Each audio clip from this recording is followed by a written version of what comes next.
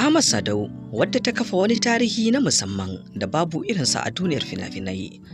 Jaruma Rahama Sadau, wadda ake wa lakabi da Priyanka, ta kafa wani tarihi da babu jarumi ko kuma jaruma wanda ya kafa shi a duniya.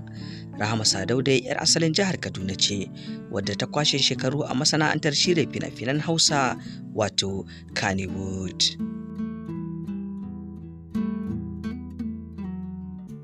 Rahama Sadau ta kasance tana son 'yan uwanta domin mafi yawan wasu lokuta tare suke fita zuwa wajen siyayya ko fita unguwa ko kuma zuwa wasu ƙasashen, kuma tana taimakon su sosai ta kowane ɓangare, kama daga karatunsu da komai nasu. Sadau dai ta kafa tarihin zamowa jaruma ta farko wadda take gudanar da ayyukan fina-finanta a masana'antun shirya fina-finai guda 3.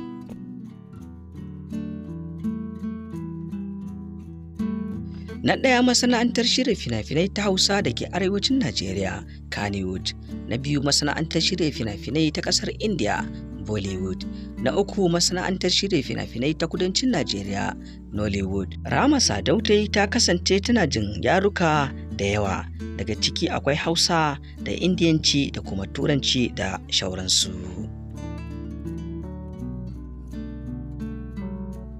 Shin kowane fim ɗinta ne ya fi burge ku?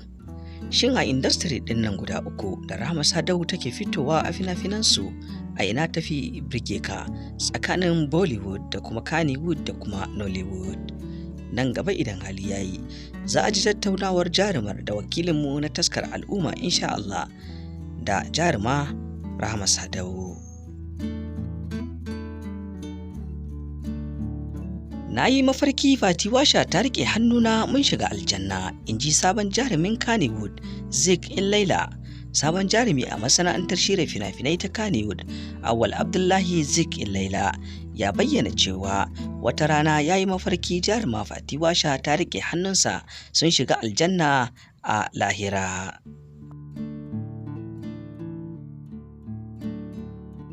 Jarumi Awwal ya ƙara da cewa wannan shine babban dalilinsa na shiga harkar fina-finan Hausa, saboda ya tabbatar akwai alkhairi a cikin mafarkin tunda ya haɗu da Fati Washa. Na dade ina son Fati Washa domin mace ce mai ƙira da cikar halittar matantaka. Wata rana na yi mafarki mun haɗu da ita a lahira, ga 'yan uwana da abokanaina da shauran mutane, amma ita ce ta kama hannuna muka shiga gidan aljanna tare. Shi yasa na yi sauri na shiga cikin harkar fim domin mu haɗu tare tun a duniya, ta yadda mafarkina zai zamo gaskiya a ranar lahira, in ji shi.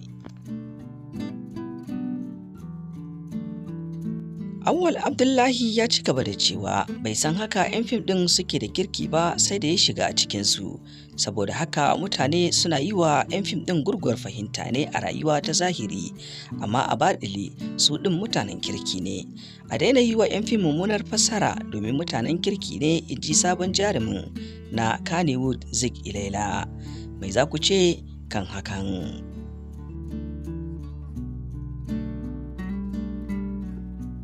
Ba ku fi ni son zaman aure da Sani Danja ba, Mansura Isa.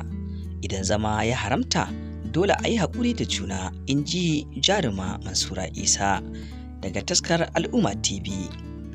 A ranar 20 ga watan Agusta ne shekara ta 2022, Mansura Isa ta ce dai komai kaddara ce. A karon farko dai tun bayan mutuwar aurenta da fitaccen jarumi kuma mawaƙi Sani Musa Danja shekara 1.5 da ya gabata, Mansura Isa ta fito ta hira akan mutuwar auren, ta ce komai fa kaddara ce daga Allah. A tattaunawarta da ta yi da mujallar fim kwanan nan, tsohuwar jarumar ta bayyana cewa tun bayan rabuwarsu da Sani Danja take ganin maganganu kala-kala game da al'amarin a social media, inda har wasu suke zagi, wasu kuma na nuna ɓacin rai game da rabuwar da suka yi. Mansura Isa, wadda take da 'ya'ya 4 da Sani Danja, mace 1 maza 3, ta ce ko a farko ma abin da ya sa ta sanar da duniya labarin rabuwarsu, ta yi hakan ne domin kada a matsayinta na fitacciya a ganta da wani a wani waje, ko ta tsaya da wani a riƙa yi mata kallon tana yin wasa da aure.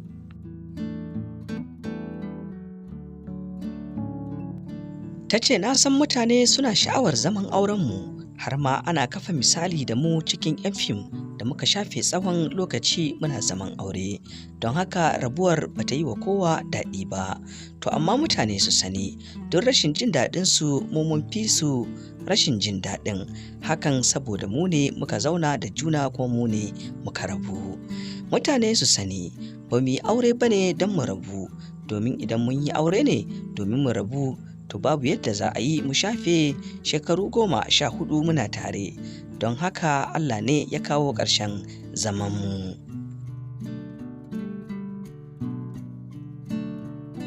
Kuma duk sanmu da zama tare, idan aka kawo wajen da auren ya haramta, to dole ne fa a yi haƙuri da juna.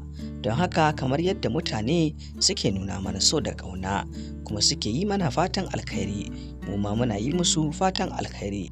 Kuma ina mai ba su haƙuri da ƙaunar da suke nuna mana, masu zagi kuma su ce su yi ta yi, ba za mu hana su ba. Idan masu karatu sun tuna, mujallar fim ce ta fara ba da labarin mutuwar auren Sani Danja da Mansura a ranar 27 ga watan Mayu shekara ta 2021, bayan tsohuwar jarumar ta wallafa sanarwar rabuwarsu a Instagram, saƙon da ta goge bayan mintuna kaɗan. Mansura Isa, tun daga surutai da suka cika kafafen yada labarai kan faruwar al'amarin, kowa na tofa albarkacin bakinsa a kai. Ita kanta Mansura Isa ta fito ta yi tsokaci akan maganganun da ake yi wanda har yanzu ba su kau ba.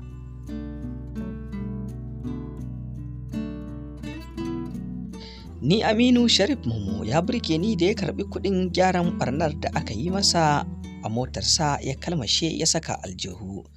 Wallahi rashin irin wannan ne yake sanyawa da yawa masu kura da 'yan adaidaita sahu suke kankancin bugawa masu motoci saboda sun san haƙura za a yi.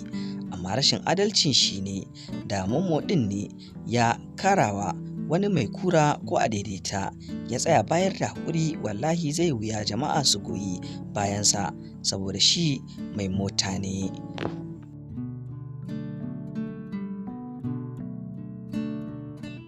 Tunda nake da mota a Abuja, sau ɗaya wata mata ta taɓa buga min, da ta gana haƙura na ce ba komai.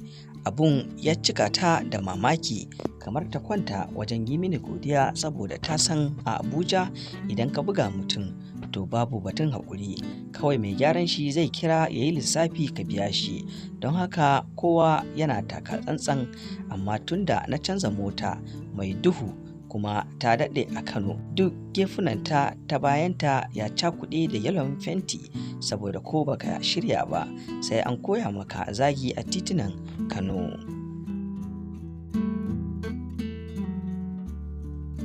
Kawai sai ɗan adaidaita sau ya shigo maka ya karta maka, kuma idan ka fito dubawa ya tsaya yana kumbura, har sai ka ce ga inda ya yi maka barna, sai wani ya zo ya ce maka kaddara ce, kirikiri an mayar da ganganci kaddara. Idan kuma ka ce ba za ka yarda ba, sai a yi maka ca kamar yadda aka yi wa Momo ɗin nan. Idan kana so ka gane yadda ake rashin haƙuri, to ka karta wa ɗan adaidaita sahu ka gani.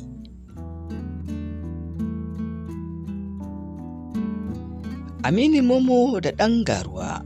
Sai nake cewa masu hawa mota a cikin birnin Kano da 'yan uwansu ba za su ga kuskuren Aminu Sharif Momo ba, akan cewa da ya yi dole mai tura kurar ruwa sai ya biya shi barnar da ya yi masa a mota. Za ka iya ganin laifinsa idan har ba ka da masaniya akan halayyar da ake aikatawa a titunan Kano. Tuki a Kano daban yake, hakanan halayyar da ake nunawa a titunan Kano ita ma daban ce da wasu guraren.